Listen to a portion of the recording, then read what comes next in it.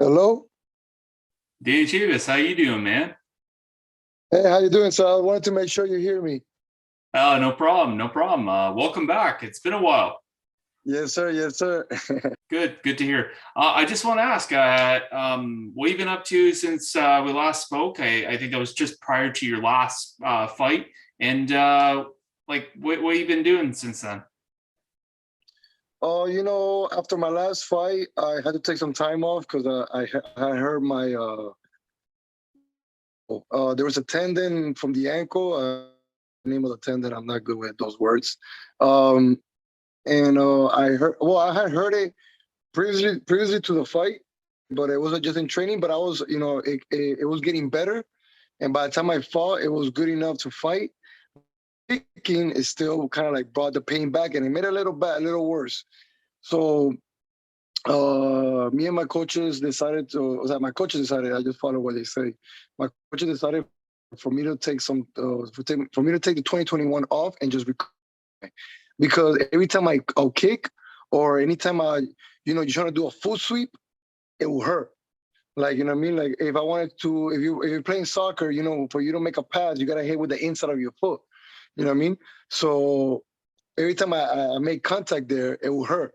It wouldn't hurt when I run, jump, or did anything else like that. But when it get touched, when it gets like hit on it, it will hurt. I just take 2021 off, just relax, to training, enjoy training. You know what I mean? Let's just get better, but let's get healthy. You know what I mean? So when we finally got to 2022, I was already like, I was already feeling good. I already had told my manager, yo, make the phone call, let them know. So around March, April, we got the cars and we're ready for June 18th. Excellent. Yeah, and I just want to ask, I just want to kind of elaborate about a little bit of the injury that you had. So during your fight with Kai Kamaka, did you were you getting all that pain going into that fight, or like what did it get worse after the fight? No, I was after. I'll be honest, like I was able to fight with it. It's just during the fight, I guess like a couple of kicks made it bad. I had my plan was to kick in the second or third round, not to kick so early. But he started kicking me, so I got kind of like personal, and I started kicking him back, and I think that made it worse early in the first round when I was like, okay, but you, but you don't. It's kind of like it kind of numbs the pain a little bit, you Mhm. know. And but I was, like I said, I was fine to wrestle, grab. I was fine to do anything with the foot. It was only the contact. So as long as I try to hit with my shin bone, I will be fine. But sometimes as you're moving in and out, you end up hit with your foot, and that's when it will bring the pain. You know what I mean? So when you hit with your foot, and it made, I will say right after the fight, it is funny because when I got out of the fight, the doctors were like, "Oh, they were more concerned about the leg that I got kicked." You know what I mean? I was getting kicked a lot on my left leg, so they were concerned about that leg, and I was like, "Nah."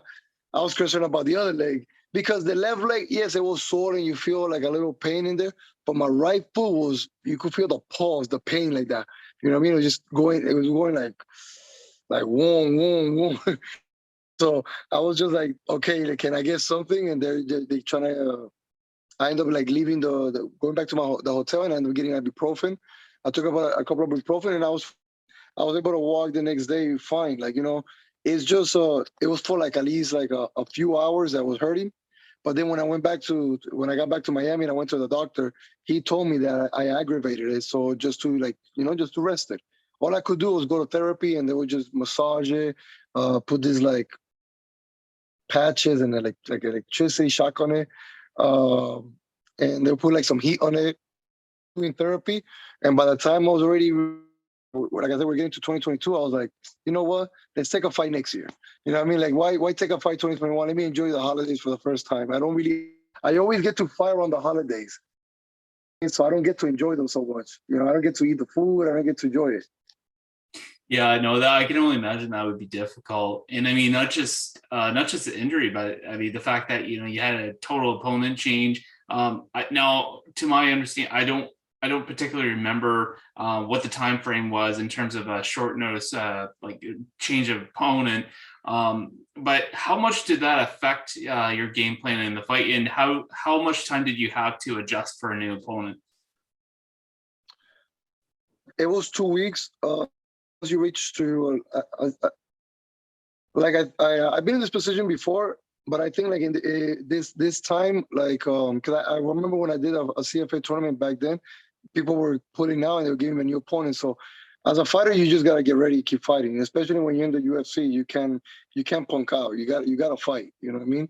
So uh, I made a few adjustments because Doho Choi and Kai Kamaka were two different guys.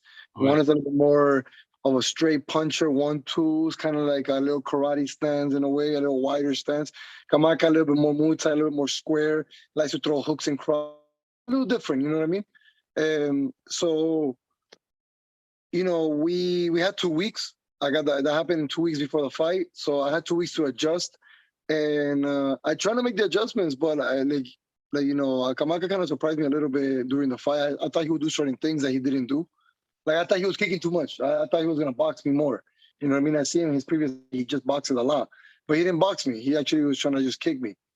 So yeah, you gotta be ready for these things. You know what I mean? At the end of the day, I already have 16 fights experience. So I phase belts, the karates, the Muay Thais, the well-rounded guys. You know what I mean? The jiu-jitsu, the people with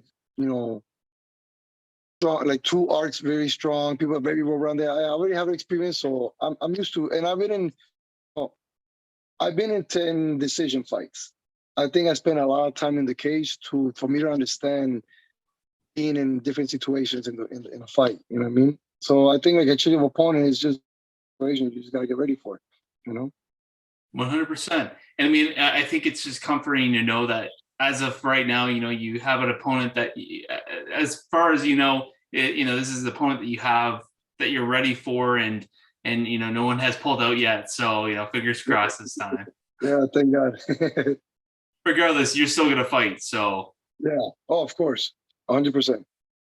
Yeah. So, I mean, that being said, so you got Ricardo Ramos June 18th.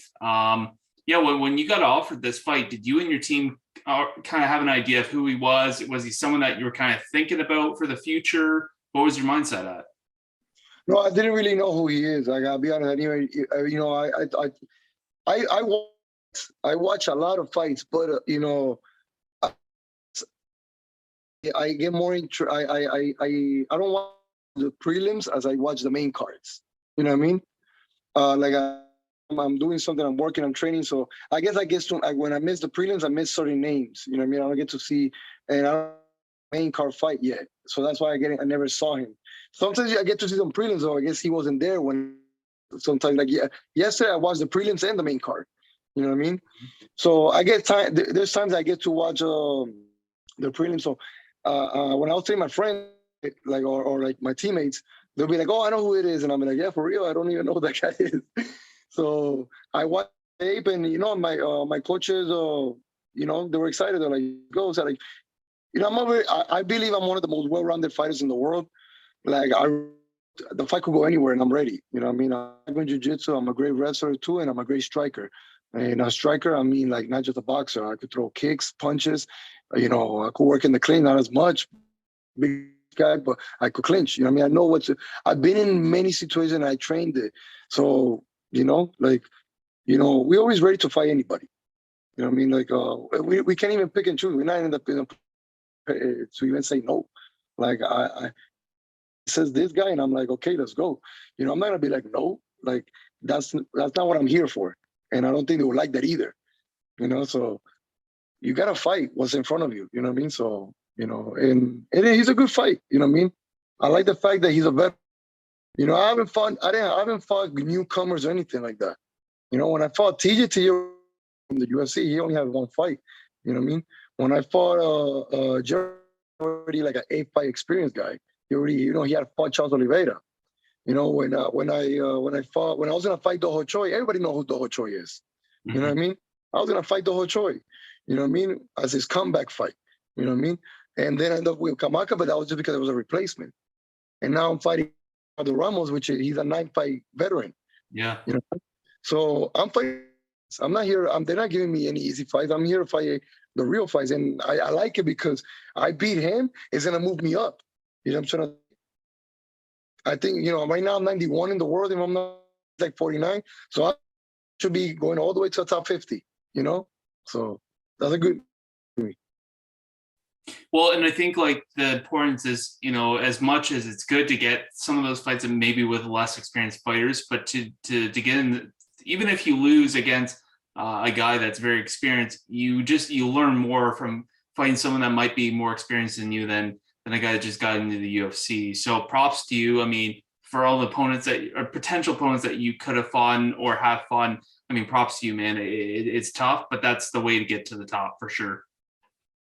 And I'm ready for it. So that's what I'm for. And I don't got time to say no to some fights just because I'm not 23 years old. I'm 35. I know exactly where I'm at, and I know I got a window for me to use right now. And if I want to become a champion, I got to use it now. Mm-hmm. Yeah, and talking about your opponent, I mean, no secret he's a black belt in jiu-jitsu. A lot of finishes are also on the ground, some are on the feet, but a lot of them are on the ground. So that being said, is that something that you and your team are kind of expecting from him without spoiling your game plan? To be very honest, I think like for the past 1, 2, 3, 4, 5, 6, probably my last 6 to 7 fights, I have to be trying to take me down anyways. You know, I used to be more of the wrestler. I used to strike, but wrestle more. And I think like my game changed once I was able to mature in my striking. Mm-hmm. So when I started maturing my striking and find it, now people wanted to take me down. So I'm always expecting for someone to come in and attack a takedown. So I'm always wrestling defense, attacking submissions from defending. I'm always expecting that. It's not to be cocky or anything. It's just the fact that I know what I bring to the table is explosive striking, and somebody's gonna stand up anyways. At one point, I was like, all my opponents have to stand up for me, but eventually they do when they have. All of them have tried to take me down at one point. You know what I mean? And me too. I had taken them down too. I took down TJ. I took down Jared. I took down Kamaka. You know what I mean? In their fights, I took him down. I don't mind going to the ground. You know what I mean? But do I expect him to shoot at one point? Of course. Because if we're having exchanges and I'm actually getting the best of him, what do you think he's going to do? He's going to go for the ground. Mm-hmm. It's very obvious. It's logical. It's just at one point you gotta think about certain things are just logical. You know what I mean? Like you're getting the best out of someone striking unless he's going to be very stubborn. Oh, that's what all he has. If he's a person like let me say like Giga. You know what I mean? Mm-hmm. That's a guy that even if I'm getting the best of him striking, he may not shoot. You know what I mean? He's going to keep striking with me. You know what I mean? So that's different. But once I know you have a black belt in jiu-jitsu or you're a wrestler, a previous wrestler, or you have any background of ground, you're going to go for that at one point. You know what I mean? So I got to be ready. So I've been wrestling. I've been going with my teammates. I'll be going actually right now with Gabriel, because he likes to do flying triangles. But I'll be going with him because his jiu-jitsu is really, really, really, I wouldn't say similar, but tight jiu-jitsu, heavy hips, good submissions from different angles. When I'm actually scrambling with him, he's attacking these submissions. He's attacking positions. Me in position, not let me trying to dominate the side controls, the half guards. I'm actually having a good training camp for right now. Oh, it's excellent to hear, man. No, I'm glad to hear that you're doing all those things. Looking at this fight, obviously, again, wouldn't want you to spoil your game plan, but what kind of pace are you looking to put in this fight against a guy like Ricardo Ramos? I think to me, Ricardo Ramos is not going to be about pace. I think to me, Ricardo Ramos is going to be about efficiency. You know what I mean? How efficient am I going to be with my strikes? If I touch and I get him to make mistakes, that's what I need. I don't think I got to go out there and put volume. I think actually that's the way I'm actually going to play in his game. He wants volume. You know what I mean? he likes to go into these fights, and it gets a little ugly. It gets a little, exchange, and in and out. I think of course, I'm gonna, I'm gonna have, my pace is gonna be more. It's not gonna just be trying to pressure, pressure, pressure, pressure. I don't think like that's the way to win this fight. You know what I mean? I think like he's kind of probably trying to do that to me. He's seen my previous fights, probably. He's seen that point, like probably in the Jared Gordon fight, he sees that I got taken down, I got a little bit of pressure, and all. I just gotta be efficient. You know what I mean? I just gotta make sure that his takedowns don't happen. I get off away from the cage, and when we go to the ground, it's on my terms. The ground on my terms. When I want to take him down, then it will be good because he'll be in his back. And I'm not afraid of anybody's jiu-jitsu. I'm a black belt in jiu-jitsu. I'm the Daniel Valverde. So I'm not afraid of nobody's jiu-jitsu. You know what I mean? I just got to be efficient. I got to be, and when you're efficient, you don't waste your gas tank. You know what I mean? The more efficient you are, the less you're actually getting tired. You're not hitting air. You're not hitting, you're hitting the right targets. And as long as I do it the right thing, and I move, and I've been working a lot of folks. As long as I move angles, he can never time the takedown, can never time punches.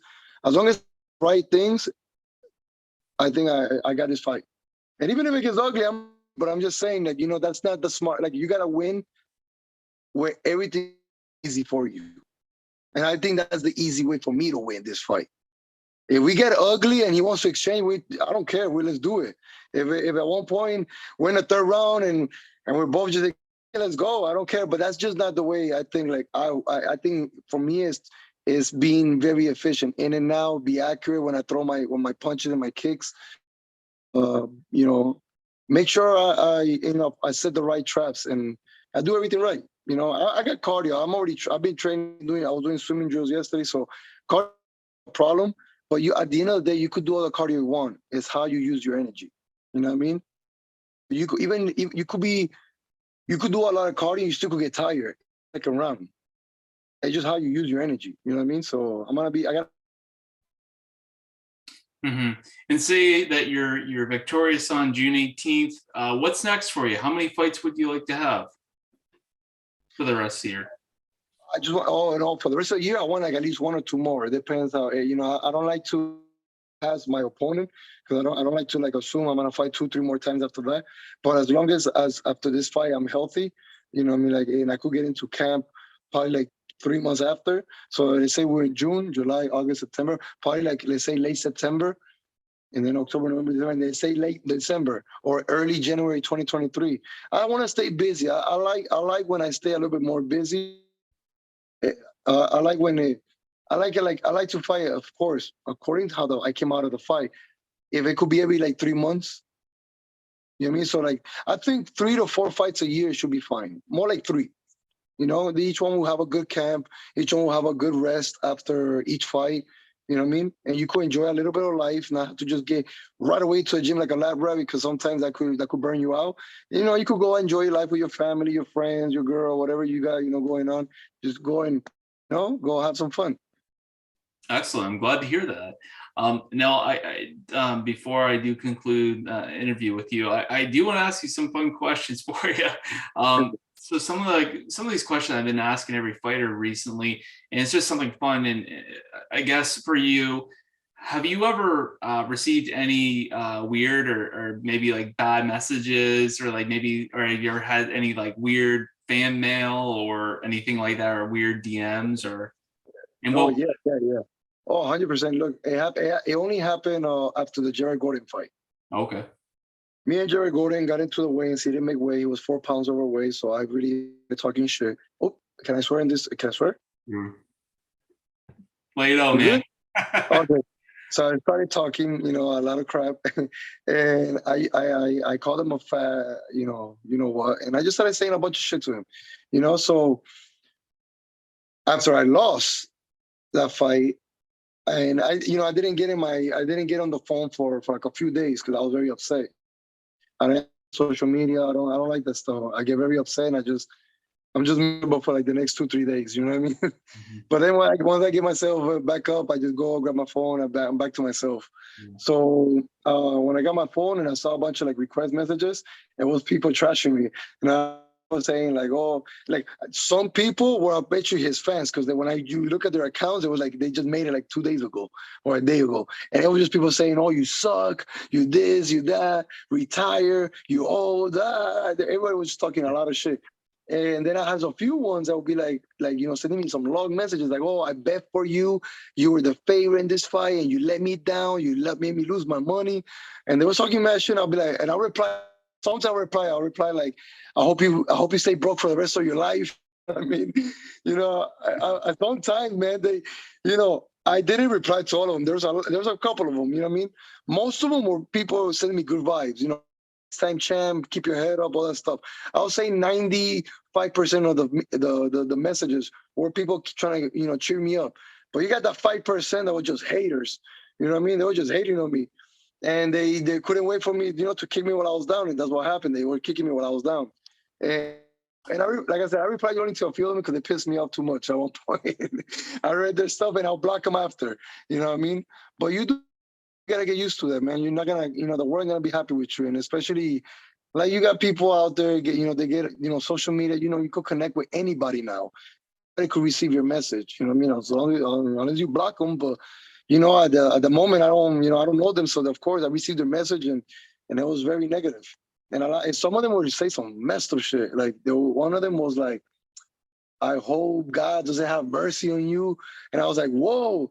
Like, you're putting God in this. Like, yo, you Yeah, crazy. it's Like, turning what? dark here. Yeah. Like, yo, like, what did I do to you? Like, I get it. Maybe you bet for me and I lost money to you, but damn, is it like, and just people just, like I said, and they get in their phones and the computers, and they just, they feel powerful, and that's what happens.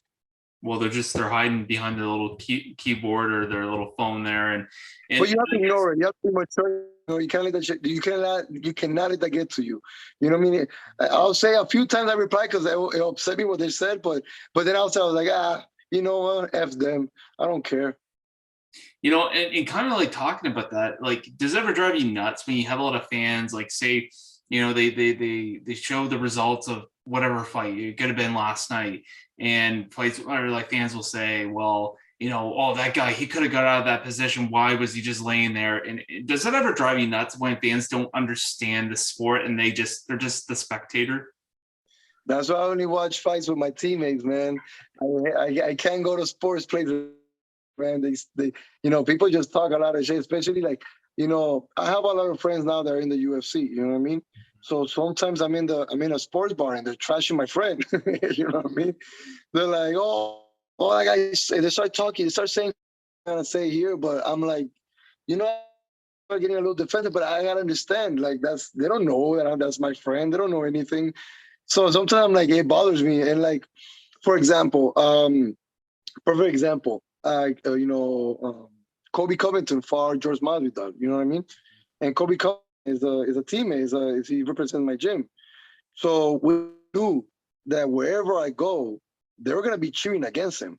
You know what I mean? Because this is George. George Masvidal was raised in Miami in the 305. So most of the crowd was gonna be probably cheering for him. So I watched those fights at my crib. You know what I mean? I was like, I'm watching this because I'm gonna be going somewhere. Uh, you know, my gym is coming out, my team is coming out, and everybody's gonna be booing and everything. I'm like, let me the crib with my teammates. We're all gonna be cheering for the same person. You know what I mean? Comparing to being full of haters. So, because they're like that, and then they think they know about fighting, and that's the problem. Oh, why is he doing this? Oh, just take him down. Like, if it's so easy, just take him down. Like, if it's just that easy. So sometimes, it's funny. Um, Sometimes I think it's entertaining when people do it. I don't have a problem. I hate when they do it very disrespectfully, and that's when I don't like it. When they start saying very disrespectful stuff, and that's when I'm like, I just want to slap this guy in the face. But careful, so I don't do it. Well, and I think commenting on that fight, a couple of people messaged me and they're like, "Oh, why is Jorge Masvidal, like, what the hell? He can't get up." Like, but so, oh, why? What? He's not doing anything. I said, but if you really watch Colby Covington and realize how good his wrestling is, not a Yeah, whole, like, he's very good. Like, people don't realize how hard it is to get up. and his pace, he has a good pace for that wrestling. That Uh, wrestling is nonstop. It's annoying. I wrestled him before. It's super annoying. It gets you tired. You know what I mean? It does get you tired. He gets people tired. He knows how to weaponize cardio. It's crazy. Well, You know, in that fight, I noticed he did a lot of things what he did to Robbie Lawler. He was not so much trying to get the position, or he wasn't trying to submit him. He would try to hold a certain spot like rear naked choke, hold it for a second, get the guy to use energy to try to get out of it, and then he let it go and then try to do another position, and he just hold it. And that's one of the most, I think, one of the most brilliant game plans, because he knows his cardio is off the chart. work. Yeah, he constantly made him work. Like you're not finishing it, but you still have him like defending and defending and defending, and you're nonstop work, work, work, work. Really, like you know, you're fighting at his pace now. That's the thing. Like that's what I'm trying to say. You're fighting at his pace now. So yeah, like he's just so good at doing those things. You know what I mean? He's just so good at weaponizing cardio. It's crazy. Do you feel like we need to get Colby to fight Usman one more time? I mean, we got to have number 3. I think it could happen, but how it is. He's gonna have to go out there and win some fights. You know what I mean? It all depends how the everything plays out. You know what I mean? I think like you know if Usman beats everybody and there's nobody in line and he still be the number one contender, with beating other people, like of course it's gonna happen probably. You know what I mean? Like, and the way it's looking, it may even go that way because Usman is still like not losing, and he's gonna fight Leon Edwards right now, and I think like I really believe Usman too. You know what I mean? I could be wrong, things could happen, but I believe Usman got that fight. And then you got the Chavez coming in, and you got some other guys probably like Luke just took a step back because he lost to Bilal. Bilal may come, or maybe Bilal and Kobe becomes the number one contender. I don't know how this will play out. I don't know who's fighting who. I heard Dustin may fight Kobe as well, something like that. I read. So it's like everything is a little messy. So I don't know how it will play out. But it all depends on like what's going on in his life and in his next few fights. What's going on Usman's next few fights? That's what it will depend on. And I just wanted a couple of fights. Your prediction, UFC 275. You got Teixeira and Pochka. Who do you have in that fight? I think I forgot his name. Pochuga. Jerry Pochka. I think that's how you Yeah, say it. yeah, him. I think him. He's very explosive, young. I think you can't doubt on go Teixeira's you can't doubt him. You can, but I just think like it's the other guy's turn. I feel like it's about to be the he's about to pass the torch to him. You know what I mean? I just like how explosive he is. I like how I haven't seen his ground so being very interesting. Man, I really haven't seen his ground, but it's just like the fight starts standing, and mm, that's just damn man. It's the last time I doubted Teixeira. He won the belt, so Teixeira could prove me wrong again. You know what I mean? I feel like he could just prove me wrong again, but I think the other guy is just right now athletic, young, explosive, creative when he's striking too. He's not just a guy that's gonna throw 1-2s. He's throwing his spinning elbows. He's throwing knees, flying knees. That's gonna be very dangerous, but you know, I think he's right now undefeated, right? That guy too. I'm sorry. Jimmy, I think he's undefeated, right? Yeah, I think he might be, but yeah, he might be undefeated. My apologies. I can't keep track of everyone's record, but Yeah, I think. If he's undefeated, I think he's undefeated in the UFC. He hasn't lost in the UFC. You know what I mean? So I don't know. He's riding a good momentum. I think it's probably it's his time. It's his time. I believe that. But hey, Teixeira could put me wrong, just like he did last time. yeah, it'll definitely be interesting to see what's going to happen. It could be, this fight could be more of a veteran comes out and shows that veteran ability, or it's just going to be the young, the younger fighter, the more explosive, the guy that just comes in and shows that, yeah, he's the champ. He's ready to Yeah. ready to go here. And then I just want to move quickly, just because we're almost running out of time. But you have Valentina Shevchenko and you got Talia Santos. What's your thoughts on that fight, and who do you think wins? until I don't see Shevchenko really lose, it's hard for me to. Um, I I think Shevchenko right now is one of the most well-rounded female fighters out there. So I actually read one time one of her podcasts. Like I was watching it, one of her podcasts, and she's really a true martial artist. Like that's what she does. Mhm. She just trains. She is she is, and I just feel like those kind of people are special. You know what I mean? I try to become those kind of people where I'm just a gym rat because I sometimes I feel like we could get caught up and get distracted and all that stuff. You know what I mean? Especially in the city that we live in, or depends on our environments. And she's not. She's just a gym rat, and I just feel like she's just too well rounded for any girl right now in her division. So I don't. I just see her winning. Yeah, and I think Tally Santos, she has some it factors, but I just think Valentina, when you have a champion like her who has that it factor and that just that mindset of a champion, and I mean she never stops training, she never stops growing, and I just feel like there's a lot of criticism with that division, but she's 10 steps ahead of all those girls in the division. Yeah. And it's and it Look, I don't ever bet against her. I won't bet against her for the next like few. I have to see her, not to take away from the other girl. I just have to see something more special. If it would have been, if you tell me Amanda Nunes was rematching her, then we're talking a whole different fight. You know yeah. what I mean? You know what I mean? Different fight. We know Amanda has beat her twice. I'm just saying, like, she's the only girl that's ever given her trouble. You know what I mean? So I just think, like, in her division at 125, 25 it is, right? Yeah, 125.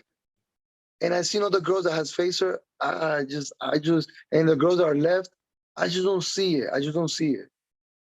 Yeah, it's definitely gonna be interesting to see if she wins this fight, whether they throw her up to that 135 belt, if they're gonna offer her that, or she just continues to do what she does. We're definitely gonna see what But, the UFC does for sure.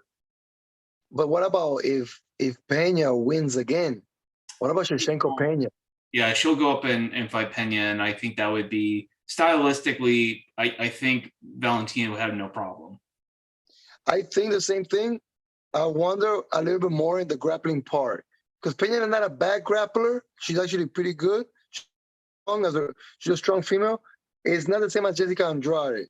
You know what I mean? There's two different Hmm. sizes. You know, I say Jessica Andrade is a little smaller, shorter version. You know what I mean? Like Pena's a little bigger. So that'll be interesting. That'll be an interesting fight. But I think like if Amanda wins this, Amanda and Shevchenko, I just think Amanda just kind of knows how to fight her. You know what I mean? And Yeah. but anyways, if Amanda wins, they may make a trilogy between Pena and Amanda. Yeah, So there's options. There's options. there's options, I'm sure, for sure. But Danny, like I said, I know we're running out of time on the Zoom here, so I just So want to thank you for taking your time again, for coming on here and talking a little bit about your fight and a little bit about outside with the UFC and everything. So I appreciate it, and good luck on your fight on June 18th, and we'll talk again soon. Okay. all right, man. Thank you very much. I appreciate it.